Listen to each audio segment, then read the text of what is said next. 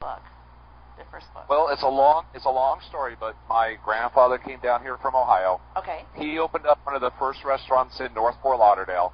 My father was in the business. I was in the business while I was going to college to be a pharmacist. And I took a lot of chemistry. I know it's kind of weird, but listen, I took chemistry a lot. I enjoyed it a lot.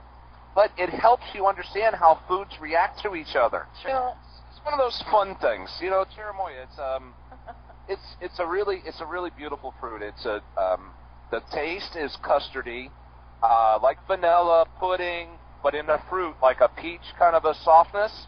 But then it's mixed in with apple, a little pineapple, the more pineapple than anything else, and then like a vanilla custard and a little bit of like a guava essence mixed all together in one fruit.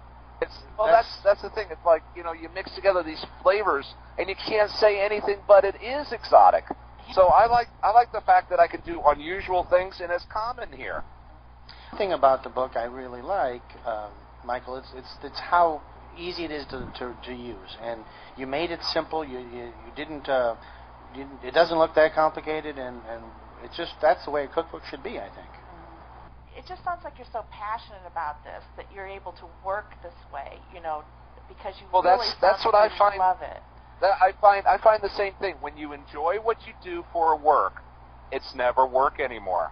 I love the title, Underneath the Cloudless Sky. So talk about that book a little bit. Is it more of the Caribbean flavor?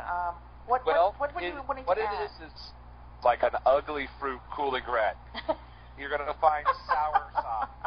Okay, you're going to find a blackened mango sea bass. I mean, not just blackened sea bass, but you blacken the mango first, and then you put it on top of the sea bass before you cook it. I keep it real, but it has an exotic twist, of course. It's another 20 pages longer than the first book, but I think you'll find it just as interesting, even more, if you ever lived here in South Florida. Because in that first section, I talk a lot about, you know, the culinary uses of all the exotic foods, like ademoya and guava and lychee and malanga and ugly fruit and swamp cabbage and you know, all these weird sounding things, but they all really taste good. That's why they're in the book. So Michael, do you have a recipe handy that you could just share, that you could just read to us? Dish that would be, you want to take a fish that's a little more fatty, like a sea bass, because the acid content, you want the yin and yang factor on the way you produce fish. So you do a fattier fish because you have the acid of the sauce, and they counterbalance each other when you put it all together, and it all comes out in the finished product.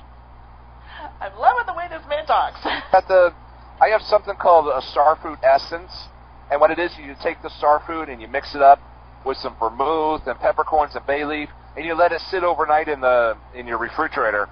Then you do this is where my chemistry background comes in now. Listen to this. I do a fractional distillation on top of a stove. I really think this is one of those new cuisines that is a little less known, but once you try it and once you share it, your friends are going to be amazed at what you can do with these books. And something common, you're going to take something common and make it uncommon by giving it that exotic, that twist, that Caribbean twist that you're just not going to find elsewhere.